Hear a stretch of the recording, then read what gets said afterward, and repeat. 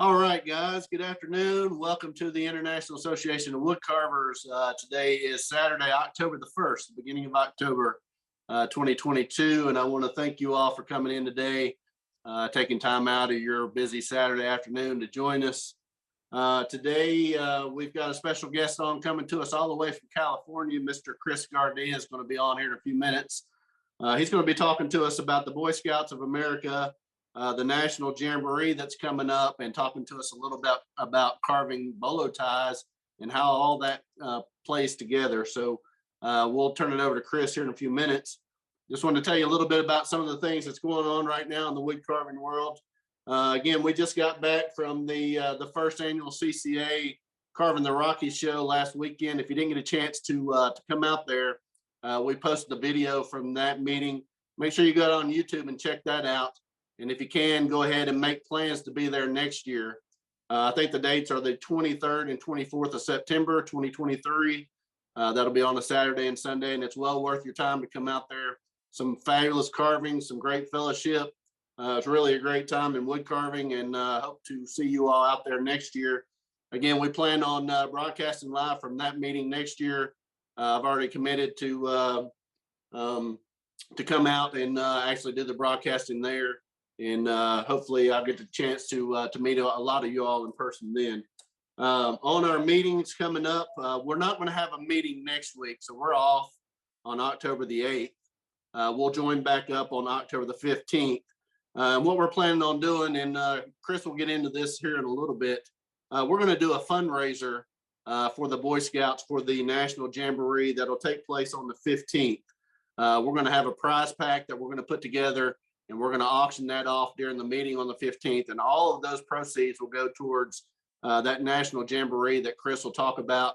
We'll be advertising that the next 2 weeks, so you'll get to see what all's involved in that prize pack.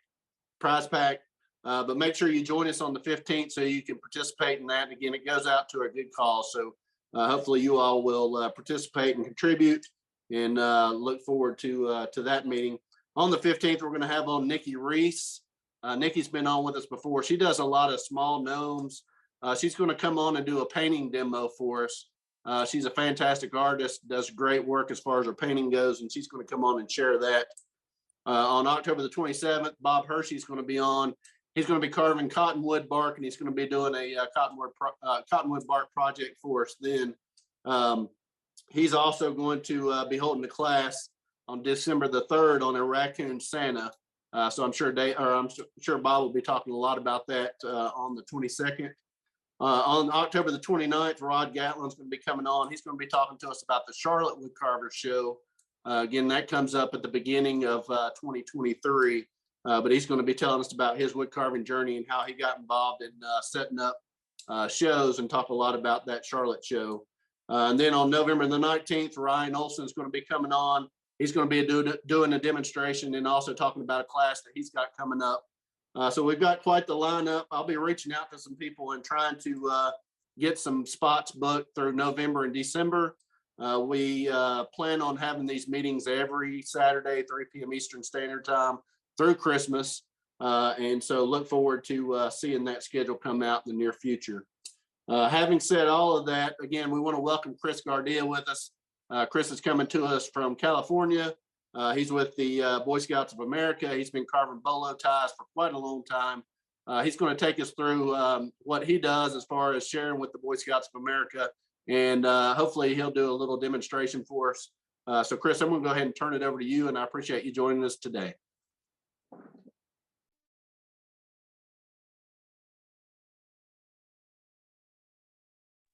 You need to unmute, Chris.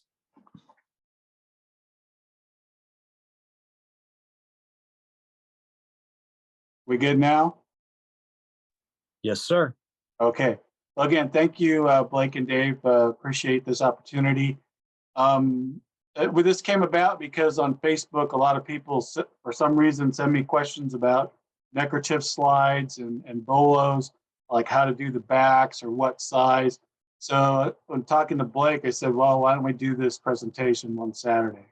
So here's the deal. Just my background in general, in November will be 50 years in the scouting program for me. Started out as a Cub Scout, And I have found in my journeys in wood carving that a lot of you have a similar journey. Some of you, maybe your first experience with the carving was from Cub Scouts, Boy Scouts, whatever. So just a little bit of background about myself. I'm 57 years old. I retired after 32 years in the fire service. I was a firefighter paramedic in the Los Angeles County area. And I loved every minute of it. My wife and I live here in La Mirada, which is the southern end of Los Angeles County. I tell people I'm closer to Disneyland than I am to LA proper. And then I am an Eagle Scout. I'm number 2 Eagle in a family of 5 Eagle Scouts. So my parents definitely bought into the program. And then my 2 daughters and my sister are also Girl Scout Gold Award, which is the equivalent. So scouting was very big in our family. And then scouting, actually, you know, you promise to help other people at all times, and you learn first aid skills and how to help people. That led me to the career in the fire service. So that's kind of, you know, right now retirement was interesting during COVID. I told my wife I needed to talk to somebody other than the cat. So I picked up a part-time job at Disneyland as a firefighter. So I work there 2 days a week now, and it's kind of interesting. I haven't been able to carve there yet, but I definitely look at all the carvings that Ray Kinnaman has done and other folks around there. And just being surrounded by all that artistry is pretty inspiring. Scout-wise, I started carving. I got my first knife when I was about 9 years old, 10 years old as a scout, and I'll show you that in a bit. First, before we get going, I'm going to go over some general nomenclature. So what you see in this picture, this here is the neckerchief slide. This piece of cloth is the neckerchief. That's what you wear around your neck. Some scouts still wear them. They're very popular in Europe. In Europe, they actually tie it real tight, and they knot it. They don't wear a slide, which is interesting. And that's becoming real popular now since 2017, when they held the World Jamboree in West Virginia. The U.S. hosted it, so now a lot of people wear their neckerchief that way. This is the bolo tie. This one's carved by Guy Nelson out of Utah. He numbers his. He carves them out of aspen. So you can see the bolo tie just goes around your neck like any other Western bolo. This actually was carved. This slide is by Ed Chobe, and it's probably about 60 years old. In his catalog, it would be called Climb On. You can see how this is carved. So you can put the slide around the neckerchief through there. Pretty wild. I love that vintage work he does. And then these are called woggles, and they're basically a Turk's head knot. And that's what's the standard kind of slide in Europe, scouting in Europe. But again, so if we're talking slides and bolos in Europe, they call any slide a woggle. So that's the nomenclature for our scouting slides and neckerchiefs. Quick show you what got me started. So many of you have probably heard of Boys Life magazine. And Boys Life magazine had slide of the month article every month from 1948 to 1996. And it was pretty cool because every month you got to try another neckerchief slide, carve it. Sometimes it was model building, whatever. So in 1975, this is the one I watched my older brother make.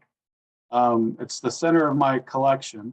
And you can see behind me is part of my collection. I have a box. I have 4 boxes like this, each hold 150 slides. Most of them carved, some of them were manufactured plastic and resin. But again, this is the one that got me started. Watching my big brother make this. The troop is 493, which is my childhood troop. But this is, again, from a Boys Life article, slide of the month, 1975. And then this was one of the first knives I got a hold of. And I earned this knife by selling Scoutorama tickets, which is like a scout fair. So, and I proceeded to cut myself immediately. But again, this knife is circa 1970s. So that's kind of where I got my start. I made a lot of pointy sticks at summer camp, like most kids. And then I started looking at this slide of the month and just started going. And that got me carving more. Then all the books involved in carving, the scout books, would be, if you get into the history, this is one of the first wood carving manuals for scouting. This is a 1934 version. It's by E.J. Tangerman. And Tangerman was around from 1907 to 1998. And his books were pretty basic, but, in the 30s, there's a lot of different things to go over and see if it's focusing right for you guys. But just a lot of different projects for scouts to do. So there's that. And then over the years, there's different booklets that came out. Again, this is from the 30s, 1937. But this is all about camp craft. So making things at summer camp that could, whether it's tongs for the fire pit, things like that. Just all sorts of fuzz sticks, how to start a fire, all that kind of stuff. And then there were books on how to make totem poles. Then you get into the merit badge book. This is a later hardbound version. And then every 10 years, they would come out with a different version. So maybe some of you recognize these. These are from the 40s and 50s and 70s. So maybe we're starting to creep into your era of scouting. But most of them, and I got to be honest with you, they all go back to E.J. Tangerman. There wasn't a whole lot of I don't know what you say, updating of them. So he was kind of the first go-to guy for scouting books and merit badge. Then we have Ben Hunt. Some of you know Ben Hunt. He does a lot of craft work. He does native silver. He did a lot of cabin, how to build a cabin, things like that. He's got several books on whittling and animals and stuff like that. He does do some neckerchief slides and things, but it's just make sure it focuses for y'all. He does, it's just a good variety of projects. So Ben Hunt, to me, Ben Hunt's kind of the granddaddy of Boy Scout wood carving. So if you got Boys Life magazine, it was the articles for Slide of the Month were written by Whittling Jim. Well, Ben Hunt was Whittling Jim. And then if he wrote articles about making native regalia, he'd make headdresses and stuff like that. He was Lone Eagle. So he was quite a busy guy with scouts and making stuff. So if you talk Slide of the Month again, they used to put out a compilation, and this is what you would get.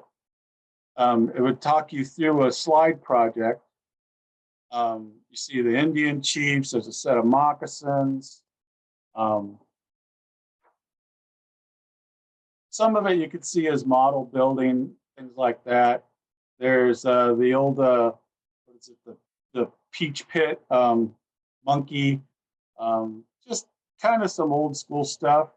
But this is what was once a month in Boys Life magazine, each one of these separate article. And just, I know a lady that carves, she teaches scouts carving in Japan. She said she used to race to the mailbox to get this before her brother, because she was a carver since she was a little girl. So it's just, again, you can see there's tons of projects. Now, if you wanted to get these, it used to be you had to scour the bookstores and whatnot to find them.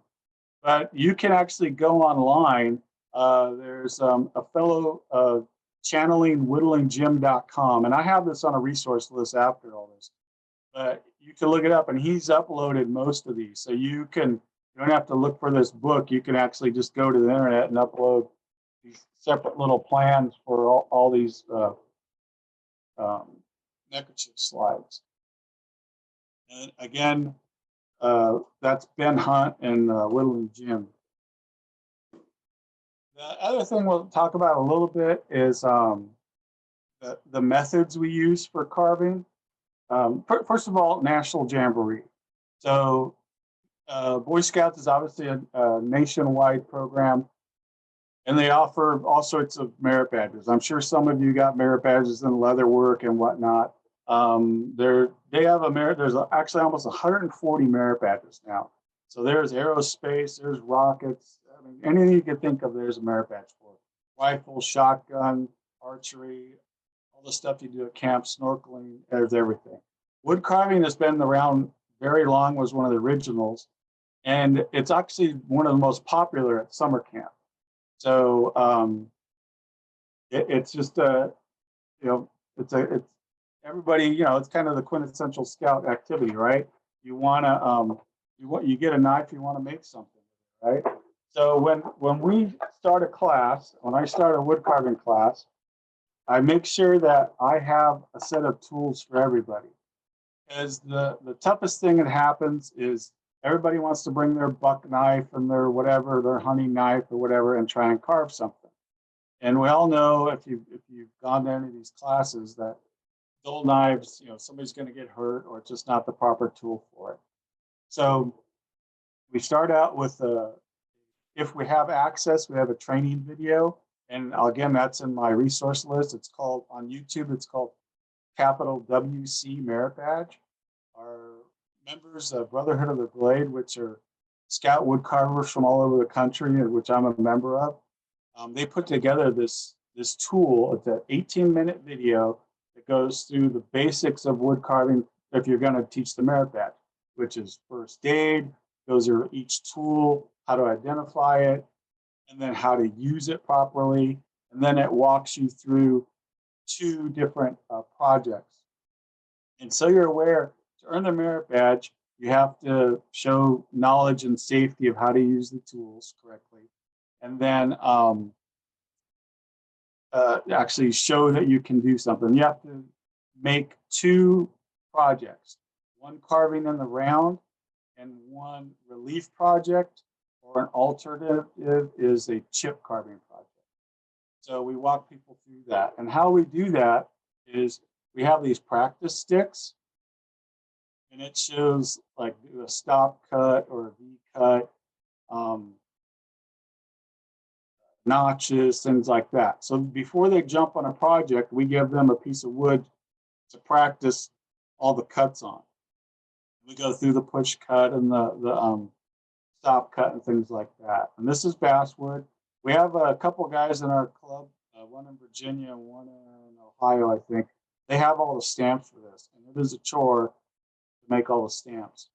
So just nomenclature-wise, you have summer camp, which is a few hundred scouts coming there over like 2-3 months. We have merit badge days where if I'm teaching merit badge day district locally, I'll get 8 to 10 scouts in my class. And then when you get to Jamboree level, where you have upwards of 45,000 scouts there from around the country, I could tell you, I've been to 5 Jamborees, and they happen every 4 years. So I went in 1981 as a youth. I went in 85 as a staff member. Then I went in 2005, 2010, and 2017. So they've been all over the country. Maybe some of you have been to a Jamboree. In the 60s, they were in Colorado. They were in Pennsylvania. From 81 to 2010, they were at Fort E.P. Hill, Virginia. It was on a military base. So, which was very nice to have military support for 50,000 scouts that showed up overnight and made a city. But we became like the 5th largest city in Virginia overnight, with everybody coming in from around the country.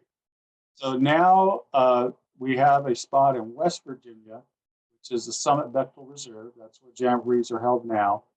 And it's scout-owned property. And it's a pretty amazing facility through donations, a lot of money poured into that. So every 4 years, scouts come from around the country and around the world to camp and do high adventure stuff. And we provide, the Brotherhood of the Blade provides wood carving merit badge there and a wood carving experience. And part of what we're talked about raising money, and this is the first year it's really hit us hard. We're all volunteers. So we all take time off of work, pay our way there, and pay our fee to go work, which is in the $1,200 to $2,000 range because it's 2 weeks, and if you have to fly or whatever. Well, now they're charging us for our booth, for our canopy, for our tables, and our chairs.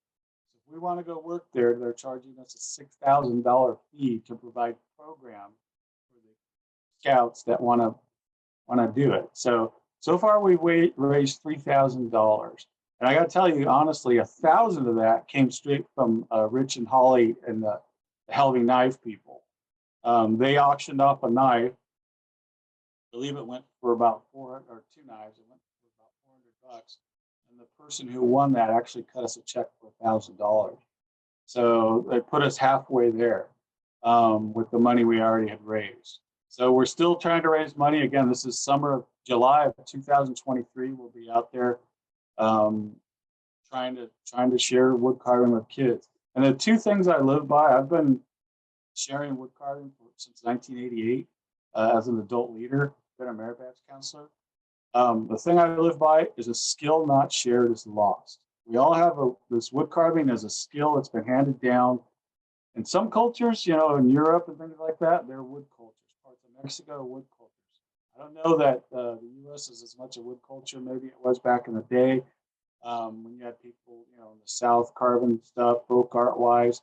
But other cultures are pretty heavy into wood carving. I will tell you, in 2017, teaching wood carving, it was the preview for the World Jamboree. So we had scouts from Iraq, well, from all over the world.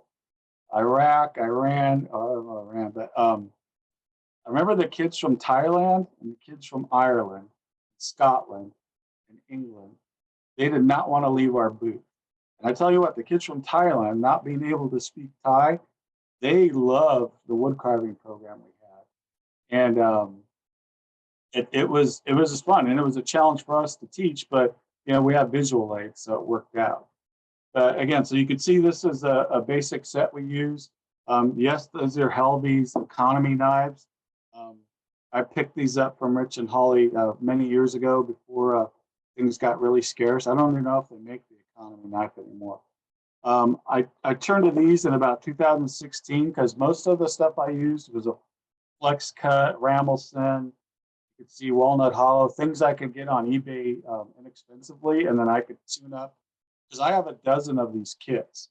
So if I get called to do a class, I put a limit of 8 to 10 kids, and I have these kits so we're ready to rock and roll. You can see there's a glove in here. I have a whole box of all different size and style gloves. There's Spectra Dyneema, there's the Kevlar, the different weaves. And I have a lot of different sizes because let's face it, we're dealing with young men and women, and their hands are all different sizes. So, we're used to just buying 1 or 2 gloves and for ourselves. I will say eBay, and I've put this in my resource list, eBay is really good for buying gloves in bulk.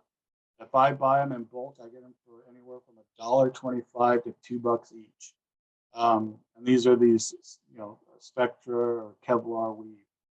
So I buy a bunch, my wife and I buy these, and we donate them to the Jamboree.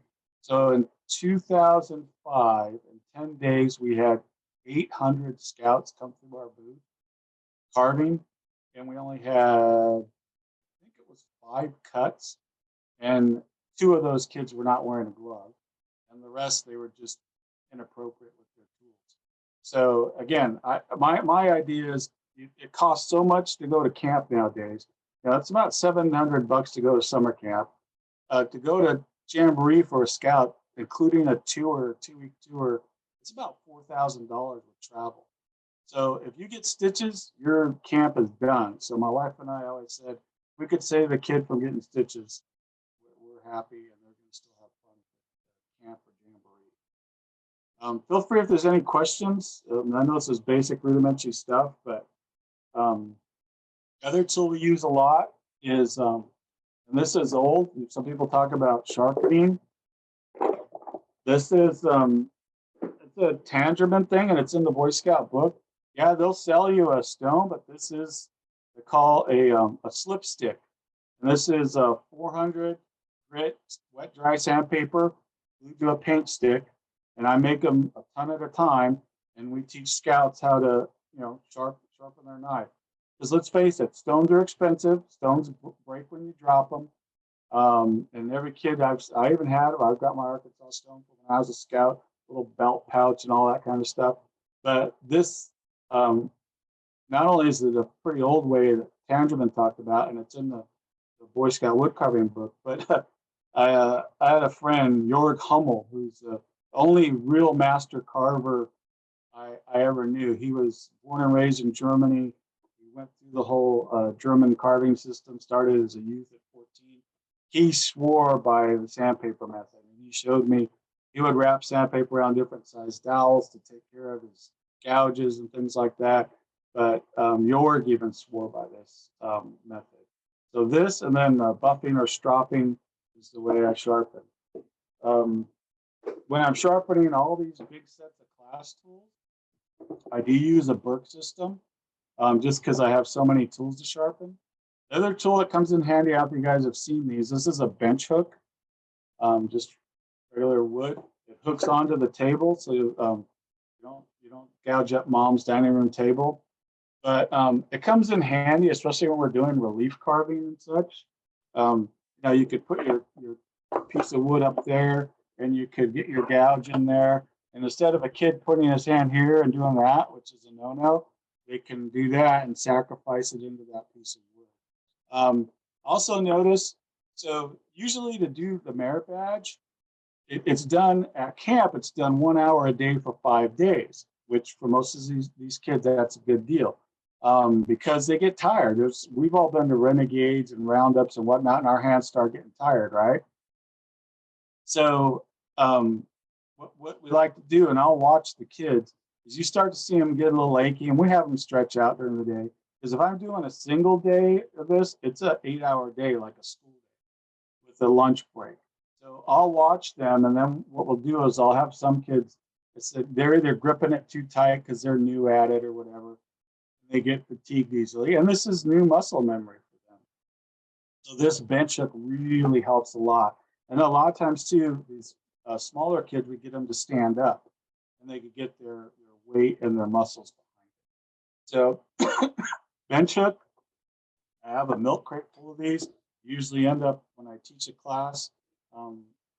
If somebody wants one, they could take them. I make them out of scrap wood from my shop. Sometimes it's plywood, sometimes it's pine. But you can make them whatever size. A 12 by 12 is a nice one, but I've seen people make larger and smaller, some out of thinner. But again, bench hook. I don't know if you've ever used one, but it comes in handy, especially during relief carving. Some kids who don't have the hand strength to really to hog out wood. So if they can't do a push cut and hog out the wood, sometimes I will have them use a gouge and stand up and use this and push down. So they're shaving the wood down, because if they don't have the strength to do a push cut, maybe they can do it with a gouge. So they're using that sacrificial board like that. I hope that helped or illustrated the point. So other tools we use, learning is a visual deal. These are called step boards. And step boards are nice because, if I've got a table, so usually we do a picnic table or one of those folding tables, one adult in the middle and up to 5 scouts around us. And we'll try and carve the same thing. That doesn't always happen. So whoever wants to carve a bear, you go sit with Mr. Gardea, or you go sit with Bob Soderholm, and he'll teach you how to carve something. Or Mike Springer or Farrell, one of these guys will teach you how to carve something. So if it's my turn to carve a bear, what I'll do is we'll have this there. You get a blank, and I'll show you some blanks later as we get into this. And we'll get going. And so if I'm busy working with a couple kids on one side of the table, the other scout can look at this so they're not lost. And I have about a couple milk crates full of these step boards. So if I get called to teach a class and I see I've got maybe 8 scouts, I bring a variety of projects. And a lot of times my project selection is based on the time of year. If it's summer camp, the eagles and all the birds and that kind of stuff are pretty popular. Arrowheads are real popular. This is a Scoutmaster step board, and you can see this is the brim that would be applied later right here. So there's this is pretty popular with the younger scouts. This is more a relief project. So this T-Rex. And again, see, most of these are about a 1/2 inch thick or 3/8 in wood. So again, I to go back to what Theater Blanche Dubois, I rely on the kindness of strangers. If it's free, it's for me. If I can get scrap wood, most of these blanks are made out of scrap wood. Now for Jamboree, and I'll show you later, I'll stamp out all these, and you'll see like these are stamped. And then my wood carving club buddies will cut them out, and we'll send about 300 to 400 blanks to Virginia, so scouts can carve on them. You see, this one's an arrowhead project, and then it has a shark project. But that's kind of, these are both pretty popular scouts. Not too difficult. Everybody wants arrowhead. They're just options. So again, these are just some of the options, and these are the step boards. See, these are made by Bob Rittmeyer. He's out of Pennsylvania. Some of you may have heard of Whittler Bob. He had a website where he sold this merchandise to camps and whatnot, and he would sell the slide blanks for like $1 or $2. But Bob retired, and in his retirement, he wanted me to come take the whole business, but my wife was not willing to do that drive, and our garage is pretty full already. So Bob sent me his stamps, and that gets into projects. So these are just, this is the wood. This is scrap wood I get. It's from a blind where they make they mill wooden blind shutters and stuff. So I get their scrap from there. It's about 1 inch thick. It's basswood. It's scrap, so I get what I get, right? But I'll stamp it on there. These are some of the stamps I use.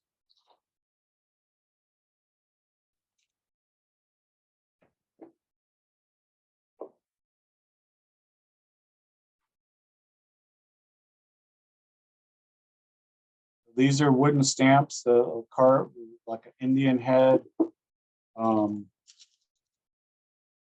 Another Indian head that's a popular one. This is one I designed back in 2010, a sea turtle. This is a steer, longhorn. So here's the deal. These are cut out of just that craft foam, that really thin craft foam, an X-Acto knife, and they're glued on to these with spray adhesive. He just puts it on a piece of wood, and then he'll cut it out later. But you can make your own stamp that way, and I trust me, I have a box of about 30 of these designs. Or you can see this is what you get come out with. Or you can pay to have stamps made. I made these a long time ago, but These are back then about 35 bucks a piece. So now I don't know what, it's just an ink stamp, and I would stamp these on wood. This design is actually pretty popular. And so when I have slides that I make, I give them to our scouts in my troop. I give them to scouts who do some good stuff, but I also sell them. And when I sell stuff, it's so it pays for tools, it pays for my travels to scout events. I try not to take it out of the family budget because we put 3 kids through college, and yeah, we all know how that is sometimes. So another pretty popular, this is a little Yeti, our little abominable snowman. This is a guy designed years ago. So there's just all sorts of stamps and things like that. Yeah, you could draw stuff, but it's just nice to have these resources, especially for summer camp and Jamboree when we've got to get out hundreds. The other thing I know if I didn't really show is this is just a little stand I use. And it's pretty simple, but it's, I don't know if it illustrates it very well, but you can see it keeps the this upright on the table, so it's not laying flat. So I could set it at the end of the table, and the 5 scouts could look at it from a distance and still help them out. So just a little foot like that. Any questions so far, or should I just keep going into some other issues that we deal with? There are other blanks out there. There's this is a wolf's head, and the other most asked question I get is, what size should the hole be?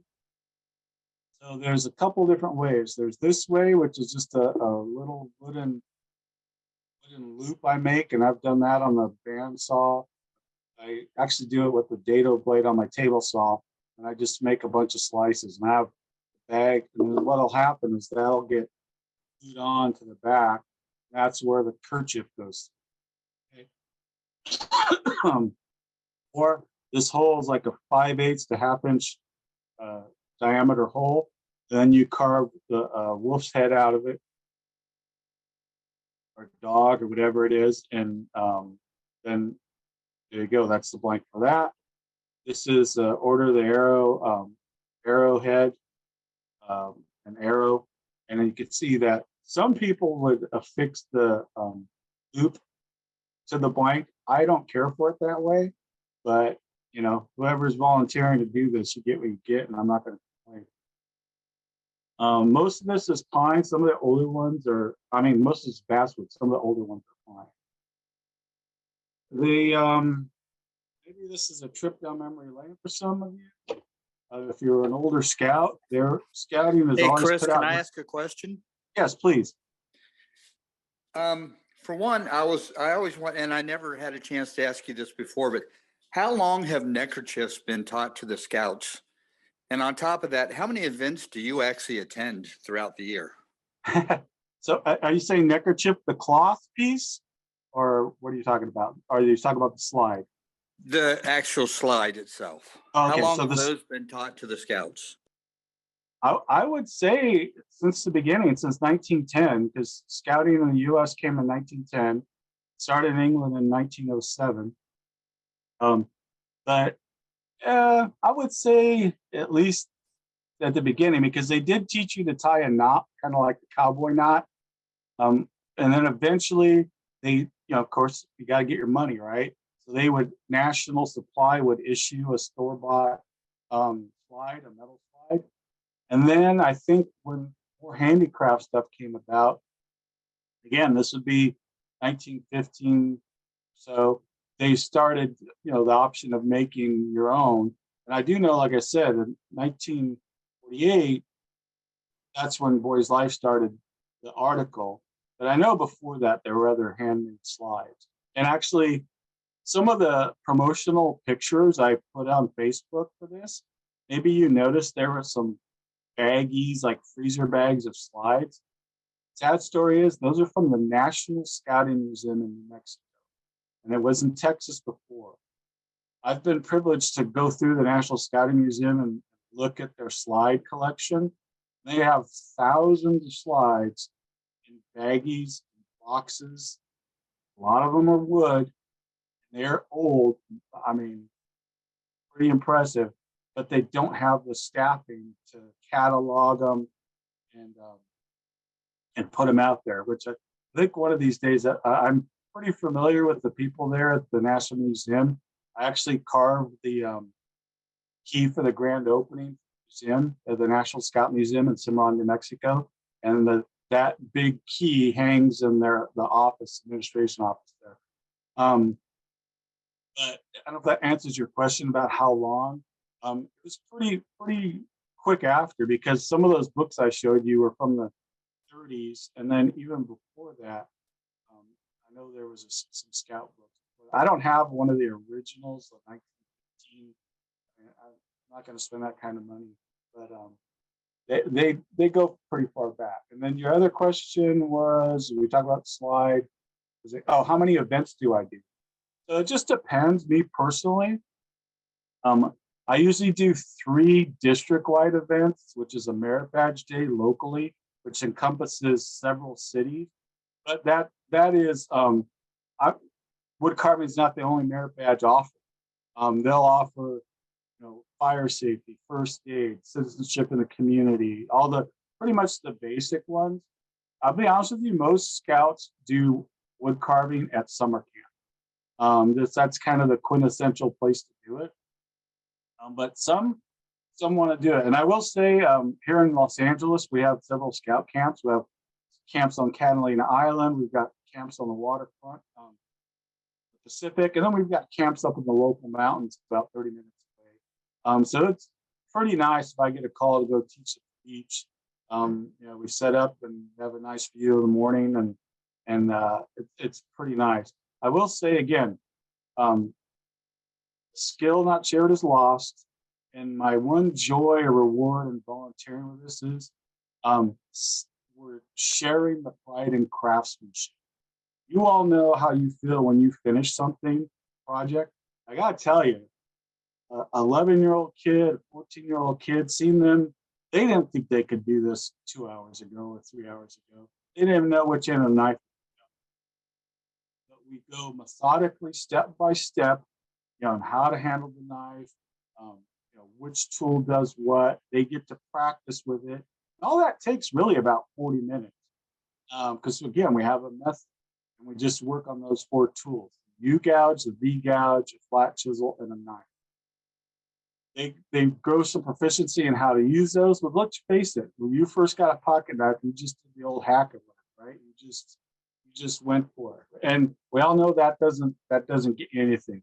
So we do that teaching wise in our classes, and that pride in craftsmanship, man, that's my reward. That's my paycheck. I see these kids, I've had kids, they just look at what they carve and they're kind of quiet and they go, I'll give this to my grandpa. I'm like, cool, that you think it's that awesome that you want to share with somebody. I teach soap carving to kindergarten, 6-year-olds. And because in Scouts, the little ones are 6 and 8 years old. They're not supposed to handle a knife yet. So I'll use ivory soap, and I'll teach, make all sorts of patterns for that. So soap carving, I had a kid, and I was teaching Cimarron in summer of 21, and I'd spent all week teaching adults how to carve, because we and I'll talk about it later. We have a program at Boy Scout National Training Center that I developed, and Bob Soderholm, Farrell Peterson, Mike Springer, they helped, and Mike and Tammy's wife, Mike, they helped me teach that class in beautiful, beautiful historic scout camp, Philmont Scout Ranch at Cimarron. This little boy, I spent all week teaching adults, so I got a chance to teach kids. And this little boy sat there next to me. He said he was going to make a cruise ship out of his soap, and he told me every little detail he was making. He was just as happy as could be. And a lot of times you look at that, and it's just an adult spending time with a young person, mentoring them, just paying attention to them. Let's face it, a lot of young people don't get that now. So again, I hope that answers your question on how many events. I average about 3 district merit badge days. If I go to summer camp, which is rare now, my son's aged out. My son's an Eagle Scout, but he aged out about 8-9 years ago. So I just volunteer help. My troop is still got about 60 kids. They meet once a week. If they need something, if they need a merit badge, again, I teach, besides wood carving, being a firefighter, I teach first aid, emergency preparedness, fire safety, all those, and then I teach the craft badges, Indian lore, leather work, art, scouting heritage, because I have such a long history with scouting. So then I bring a lot of this stuff to share with the scouts. Did that answer your question pretty much? It did. Thank you, sir. Again, so this little wood carving kit would be from the 50s, but you can see that it's an X-Acto set, but X-Acto would put out a little paper on you know, on what to carve or how to carve.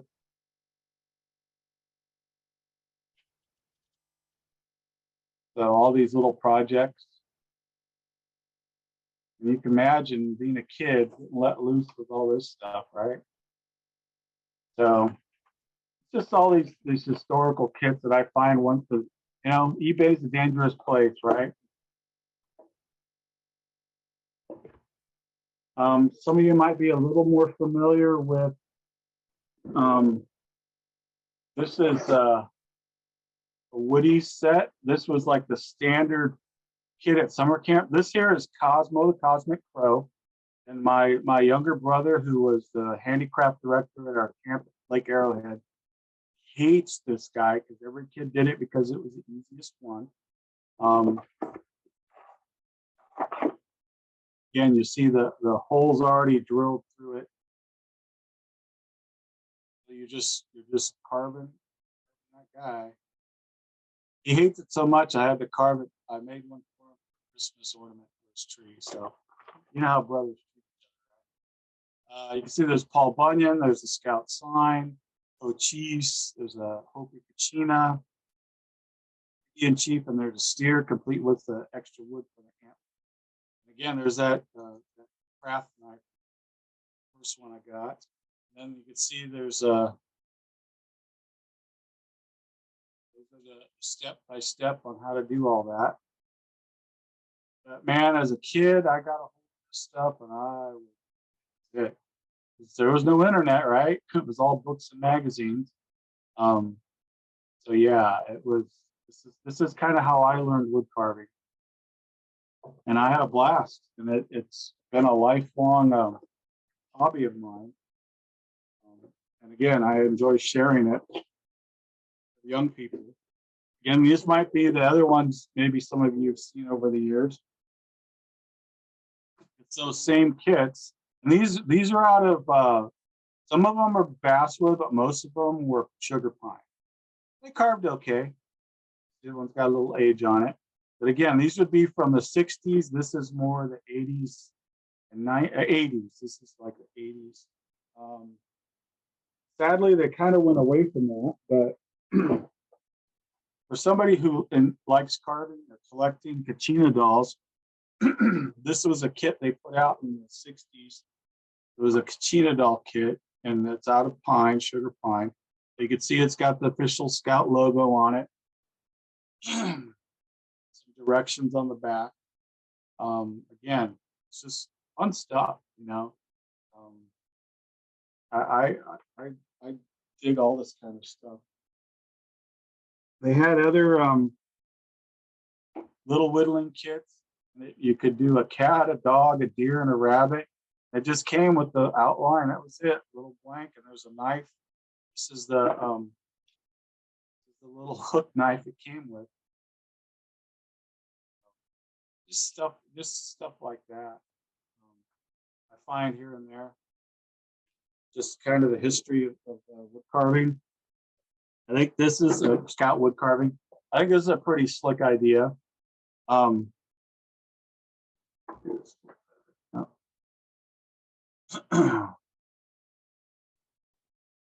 So this was each one of these is a slide, but when you're not wearing them, they stack on your desk as a totem. I thought that was kind of a good idea. Again, this whole set is from the 60s, 1965, 67. And I've got, it could go on forever, but I've got, again, I've got all these different kits. They started to change in the 90s. They went to this. I got to tell you, it was much less, the quality of wood was much less, and the grain orientation was not good either. So they were just slapping these together and putting them out there for kids. But again, they were about $3, $3 to $5, and that was a project for a kid at camp. Like I said, when I teach a class, I don't charge anything. My thing is, I don't know how my parents did it. They raised the 3 boys of Eagle Scouts. We all, went to summer camp, played Little League, were in band, all those things. A lot of money. I don't know how my folks did it. And drove us there and got us there. And half the scout meetings were in our garage anyway. But still, I just know that there was times I was at camp and maybe there's something I wanted, but I only had $8 for the week, so I wasn't going to buy it. So I remember that feeling. So now when I go to camp, I take a lot of the stuff, and if any of our kids are taking the class, I just give it to them. Or if I'm teaching a class locally, we make the blanks. They carve 2 or 3. And they usually go home with the freezer bag full of a lot more than. On tools, I've taught classes where usually teenagers at summer camp are just there. There's 1 or 2 kids that just get there, like this is it. They found what they want to do, and there's been times I said, you know what, take that knife, because they're gonna be frustrated that they can't find the tools they need or whatever. I know the biggest frustration, people get excited, they go home, they go to Home Depot, they get a 2x4, and they pick up a piece of wood they found out in the woods. They start hack on it with their scout knife, and they're frustrated and they stop carving. So speaking of scout knives, I don't know if maybe some of you recognize some of these from what you carried when you were a kid. This is actually the one I carried as a scout.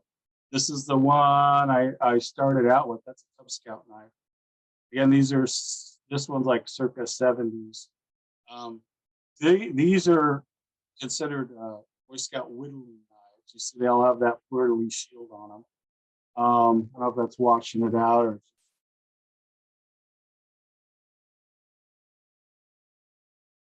Some of them are from Cattaraugus out of New York. Some of them are, these are from Remington. Washed out. But yeah, so maybe some of you recognize. This one was like the most popular during the 50s and 60s. If you were a scout back then, you probably carried one of those. Again, so just all the different scout knives. This was the scout knife that was part of the cutlery kit. You see, it's got the official stamp on it, just like all their axes and Bowie knives and whatnot.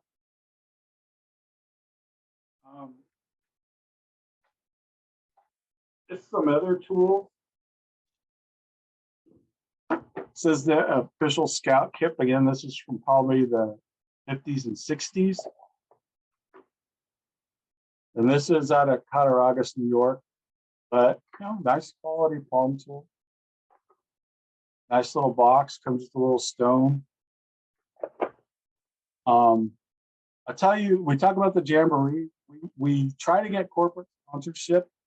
And in the past, in 2017 was the last Jamboree. Obviously, we got postponed due to COVID. So they bumped it to, it was supposed to be in 21. They bumped it to 2023, just because it takes so long for all the logistics to put things together, to build up a volunteer staff to pull it off.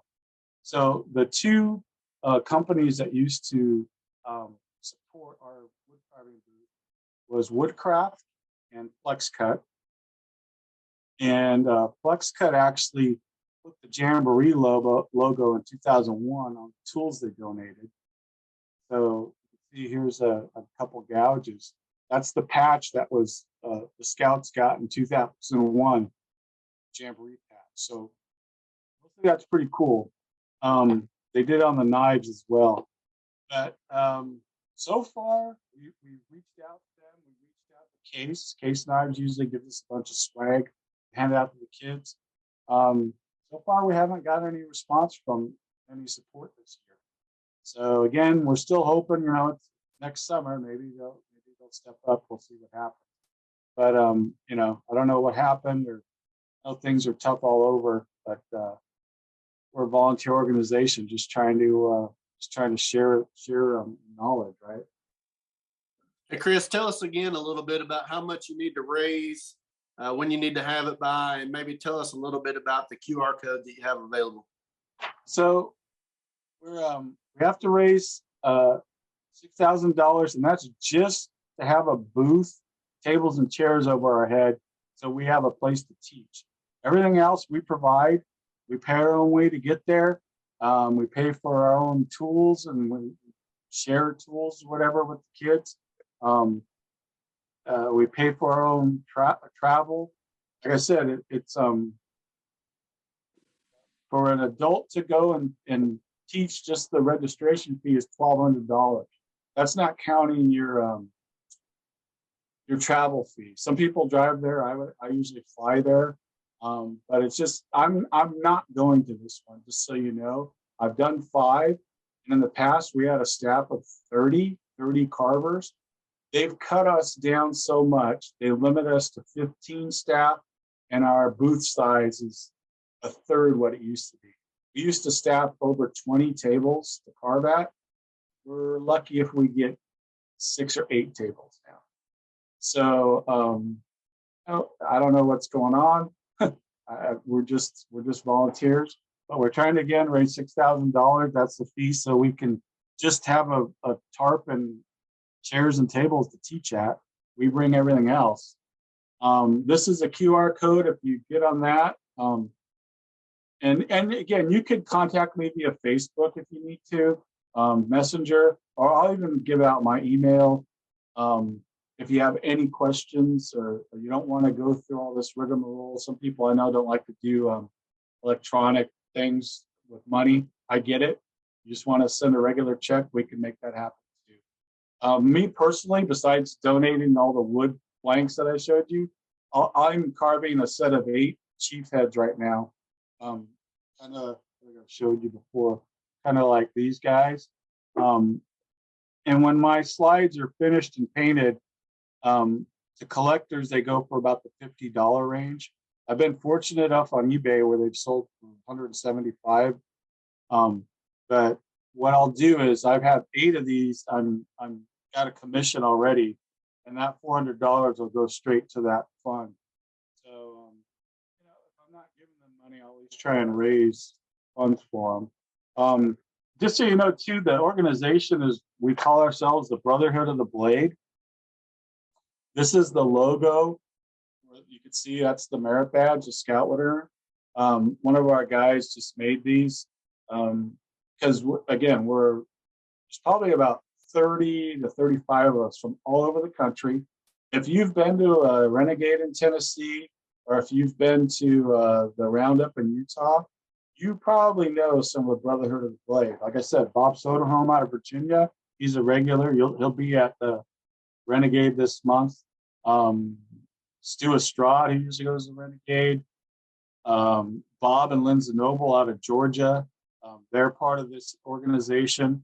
Again, all scout carvers that do like I do in their own area, Georgia, Virginia, Louisiana.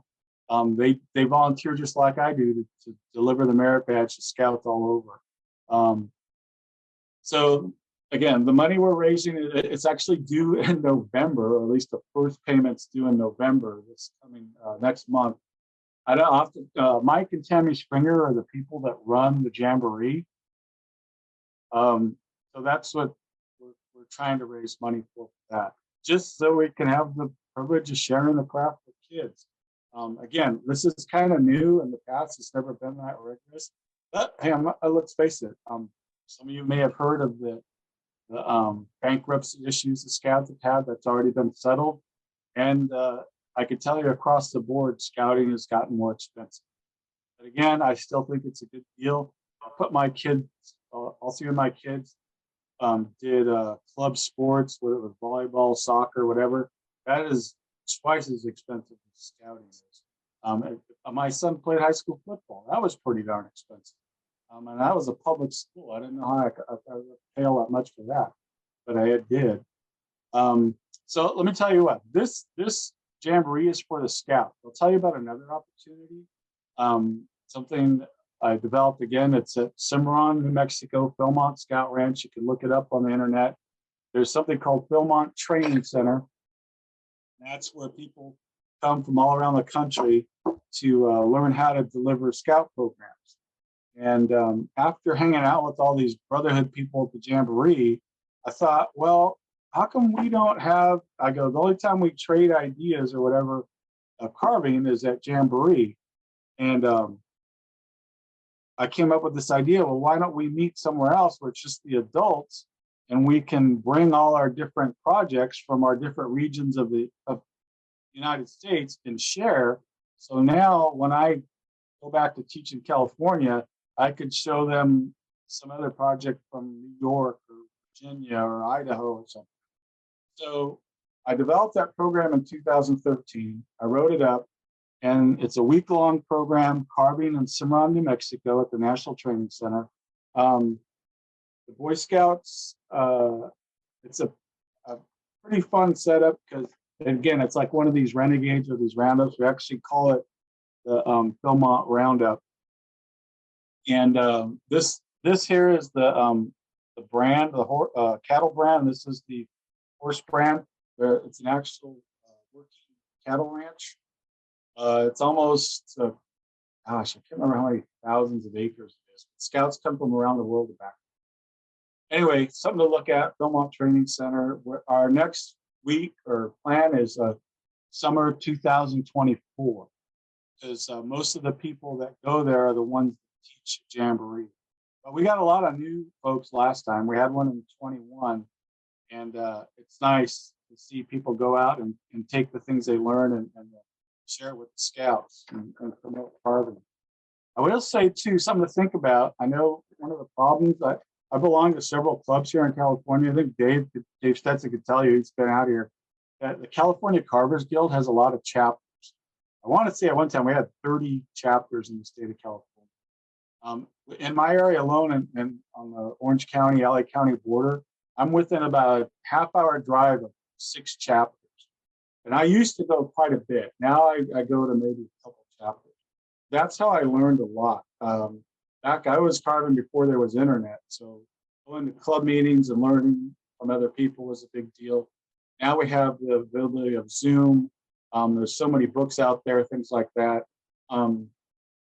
It's just, there's a lot to learn, a lot to share. Go to clubs, Zoom, take classes, sign up for, I tell people, sign up for classes. Like I've taken many of Dave's Zoom classes. I've gone to the Renegade. I've gone to, so far, 2 of the Utah roundups, and I've already signed up for the 3rd one. Because it's, it's a lot of money, $400, but let's face it, you can buy tools, or you can invest in your learning, invest in your carving, and go to these roundups or go take a Zoom class. I think that's just an important investment in your hobby. Any other questions or thoughts on that right now? How are we on time, Blake? We're a little bit past 4 Eastern time. I was going to say, Chris, before we go any further, that QR code that you presented, we'll make that available out on social media. We'll also put it as a tag on the YouTube video when we post it later. If you're not familiar with the QR code, all you got to do is just hold your camera up on your phone, and the little link should pop up. If you click on it, it'll take you to their GoFundMe page. And I'm going to challenge everybody, and I'll talk about this at the end of the meeting, but I want to challenge everybody to donate to that. And let's see if we can get them up to that 6,000 mark. It's worth it to add some some new carvers through the kids. So we definitely want to try to support that if at all possible. So Chris, we've got a little more time if you want to go ahead and continue. So, and that he brings up a good point where I was going with the clubs. I get rambling. So I'll tell you the club in Tustin, what we did, because everybody goes, oh, we're a bunch of old guys. I used to be one of the young guys, now 57, I'm getting there. But they're like, what do we do to bring new blood? And we talked about it. Well, reach out to the scouts, Girl Scouts, Boy Scouts, 4-H, homeschool. Reach out and say, hey, why don't you come to one of our wood carving meetings, and we'll have somebody walk you through the project. Just like I showed you our methods we do with scouts. And the club in Tustin, or maybe it was the Orange County group, they did a fantastic job for years. They partnered with this local scout troop. Kids came, they earned the badge, but they stuck around, and for their show, the annual show, kids would help set up. The club would give them the concessions and split the money with them. And it was a win-win for everybody. New blood into the program, so to speak. No pun intended for carving, but new infusion of people. It brought more people walk-ins to their annual show, carving show. And you know what? You shared again. Once again, you shared the pride and craftsmanship of the next generation. And again, I think that's my goal in all this. Help out. So speaking of that, here's some vintage stuff. This is, I think, the other granddaddy of Boy Scout wood carving, Ed Chobe. Ed is out of Pennsylvania, and he carved from, let's say, he stopped carving in the 1980s after he passed away. But this is one of his, just a little statue, a sitting Indian. He was big on neckerchief slides. He used to sell blanks in Boys Life magazine for like $1 or something. I actually have many of his catalogs. You can see he would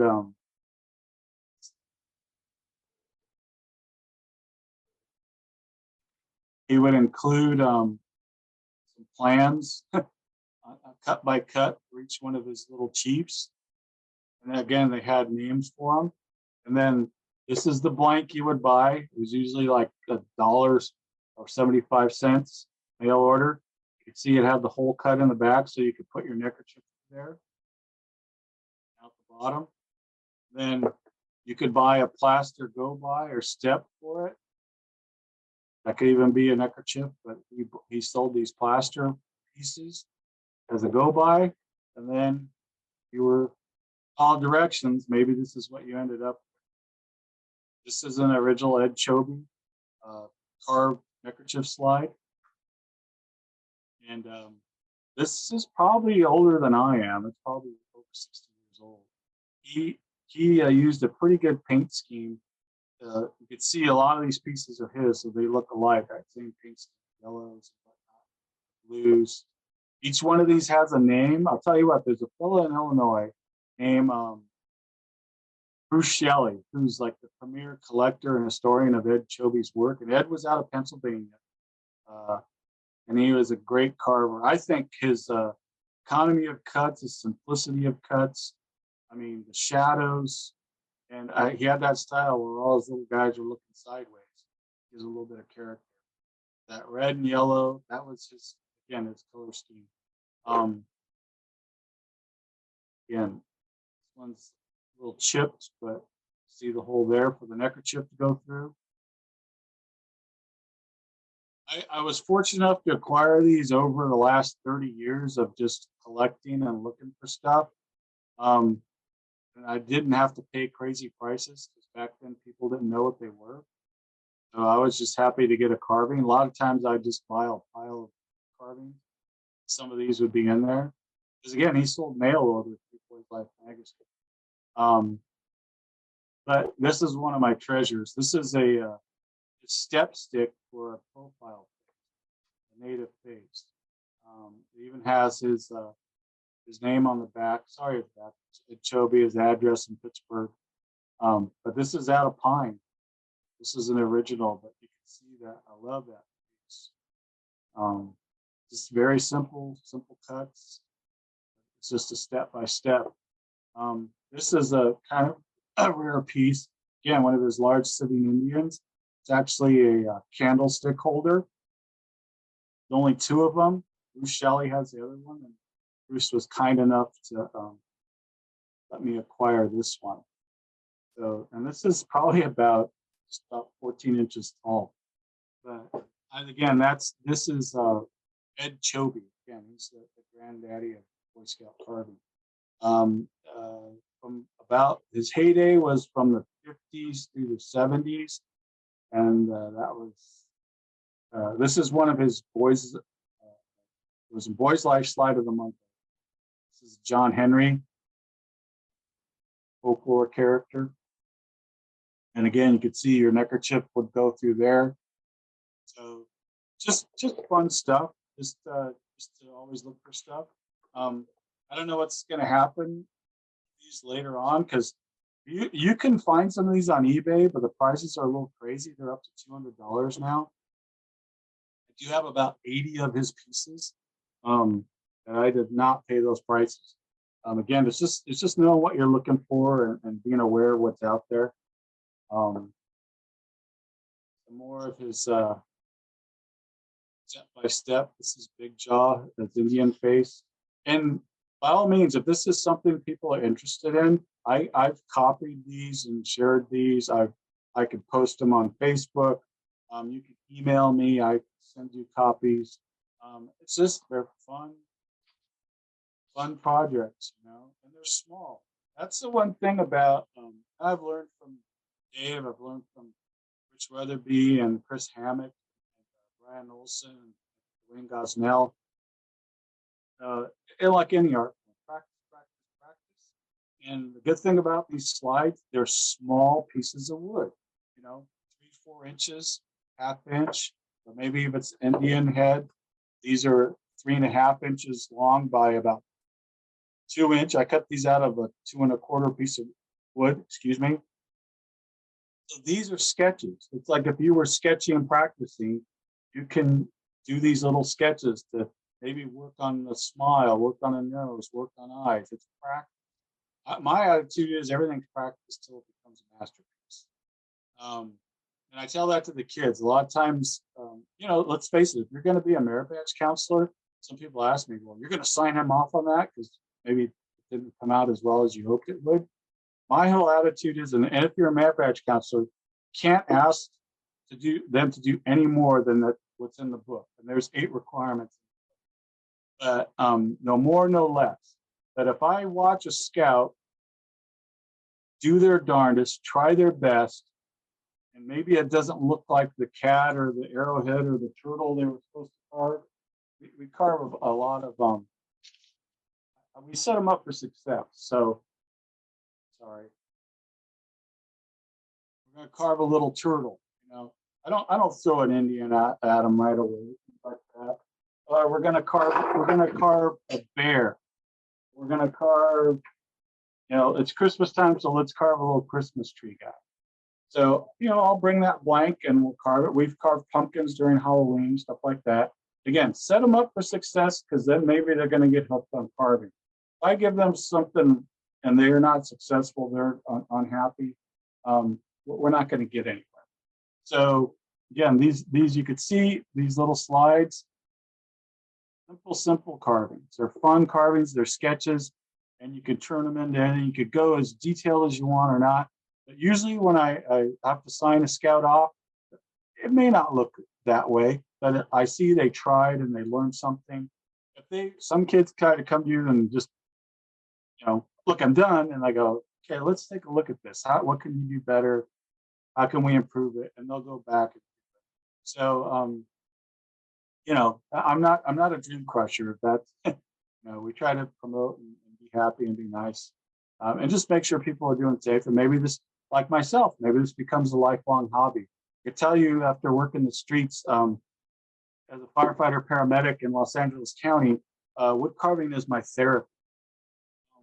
One last thing I'll try to go to, I know we're running out of time, but this is another granddaddy of scout wood carving. His name is Bill Birch. He was out of Orem, Utah. And he carved and numbered all his bolos. I have, this is from the 70s. This is number 15,000. This is a newer one I picked up from him in 2005. Sadly, Bill has passed on. This is number 42,003. He did a Scoutmaster. This actually is a self-portrait of Bill. He did a pretty darn good job. These are out of Aspen. He was from Utah, so he carved Aspen. It's number 48,000. You can see at one point, Bill lived in Spokane, Washington. Then he moved to Orem, Utah. These are just a handful of some of the Bill Birch bolos that I have. Bill gave these to scouts if they sat and listened to his talk about dedicating themselves to being a good person. He had a duffel bag and he would put it out there after they sat to listen to his half-hour talk, and they could reach in and pick a bolo. If you were an adult, sometimes he gifted them to you. The other way is he would sell them to adults because it was how he raised money for his materials and his paint, things like that. At one time in the 90s, he had a catalog. And I just look at his catalog, and it, again, I was fortunate enough to sit with Bill in 2005 and carve with him, and just, he did this all with a pocket knife. And it was pretty scary watching him. But again, the guy who's carved, I think it was 70,000 of these bolos. He pretty much knew what he was doing. And he'd sit there and talk to you while he was doing it. So again, I look at these and it's just amazing. But there's other people carrying on that tradition. You guys know Guy Nelson. He does a lot of bolos like that. There's a fella out of Las Vegas, Matt Swan. A lot of people they do that type of bolo. Do we still have any time, or are we running out of time? How are we doing, Blake? We're right about 20 after 4, so we probably need to start wrapping it up, see if there's any other questions in the chat. Sure. If anybody got any questions, please. I'll be happy to answer. Just put some things out there. So I do carve myself.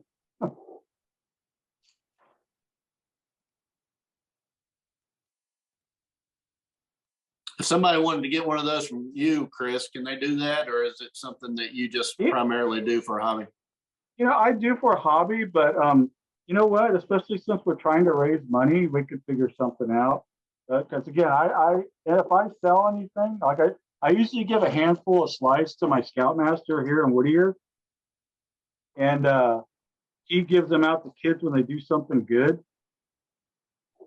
And so it's kind of nice when I go somewhere, I see scouts wearing some of my slides. It's always nice.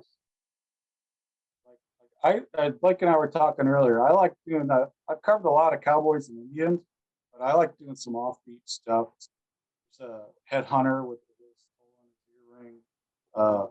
There's another witch doctor, and you can see there's little skulls hanging off this thing there.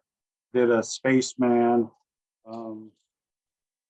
This is, again, name tags. Just these little slides, you could do name tag, you could do refrigerator magnets, you could do Christmas ornaments.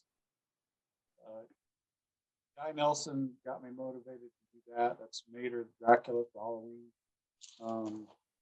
This is, again, one of my original Yeti guys, that little stamp I have. Kids love doing this, and you can paint them white or brown, whether it's Bigfoot or Yeti. And this is a refrigerator magnet on a refrigerator home. Zombies, big for Halloween. Yeah, I just always remember it's all sketching. Here's another popular one with the Scouts group. It's like that. So, you know, I get, you know, it's your imagination. There's a lot of superhero stuff. The kids, yeah, I'll give the Scouts a block of wood and they'll design their own stuff. A lot of video game stuff. Actually, this is from, I guess, what is it? Fortnite, big popular video game with the kids. This is a Party Llama character. But again, that's just a slide hooked up for the kids. A lot of teenagers like carving that one because it's from their video game. get a lot of Captain America shields, all that kind of stuff. That's some other things. I would, again, encourage you to take a Zoom class, to invest in a Renegade or a Roundup. Because again, that money's investing in your talent. Chris, I got a question. Yeah. This is Alton Spence. I'm with 242 in Azle, Texas. Okay.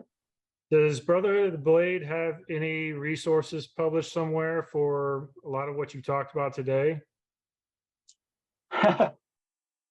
Yes and no. The only time we published something has been for the class we teach at Philmont. I have a couple of those books available. If you want to email me, I could probably send you one of our booklets. And it's just a magazine with just some basic what we do, what I talked about today, how we teach, maybe some projects in it, our painting process. Most of us use acrylics. I use all different wet on wet or different things. I'm a big Kachina doll person.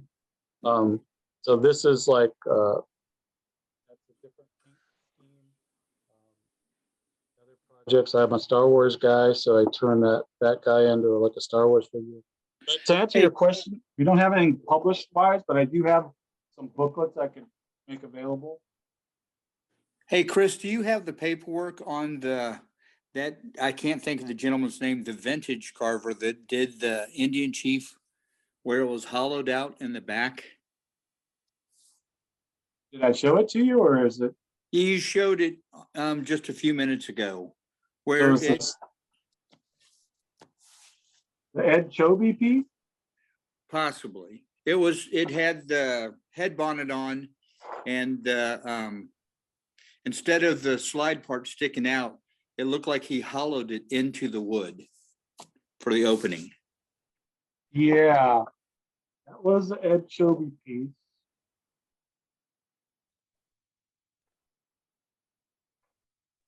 I think it started out as kind of this guy, and it was this guy, but the hollow part is in the back there. Yeah. Comes out the bottom. Yeah, actually, here's the plans for it right there. I could make that available. I could post that on Facebook, or I could email it to you. Better copy. Yeah, if you could either email it or message it to me, because I'd like, I've done a couple of these, but I'd like to try to do one that's more like the vintage style. Yeah, I would be happy to share that with folks. I don't know, message me. Again, Chris Gardea. I'll tell you what, as opposed to me showing you all this stuff, it's in my resources. If you go to Pinterest, so Pinterest, and you type neckerchief slides, Chris Gardea, 90% of my slides have been uploaded to Pinterest. And I don't have a lot of them because I've sold them to pay for scouts. So a lot of these are out in collectors' hands right now. Some I keep for demo, but like I said, so you can see most of my work on Pinterest. Type my name and neckerchief slides. But again, if you're interested, PM me on Facebook. I could make my email available. Anything that, again, share the joy and craftsmanship, the pride and craftsmanship, and a skill not shared is lost.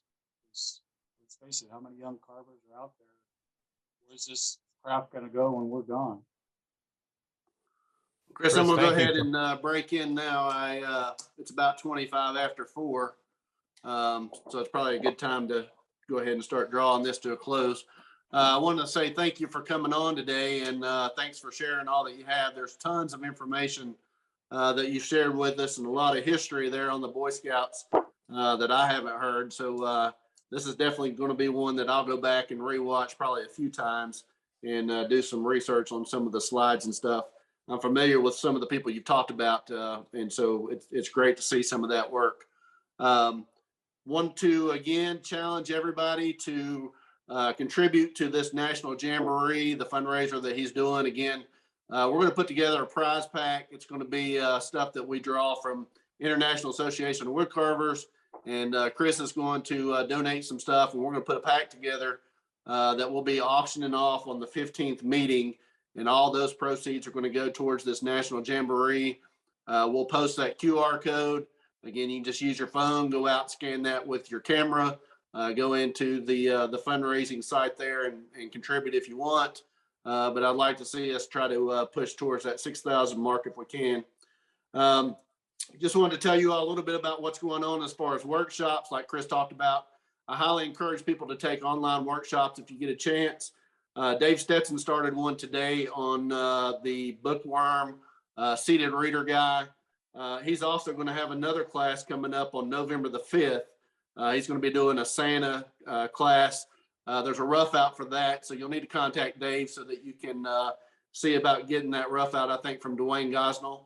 But he'll be happy to sign you up for that class. Kevin Applegate has a class on October the 8th. That's going to be the Bride of Frankenstein. So if you're looking for something Halloween themed that you want to carve, contact Kevin Applegate and get signed up for that class. Again, that one's starting October the 8th. So you have about a week to get the materials and stuff together for that. And again, on December the 3rd, Bob Hershey will be doing a raccoon Santa class. There's pictures available out on Woodcarving Academy. You can find all of the information about these workshops also on Woodcarving Academy. And if you're not familiar with it, there's also past classes that are available. You can subscribe there. Go out and check out Woodcarving Academy and see all the classes that they have offered there.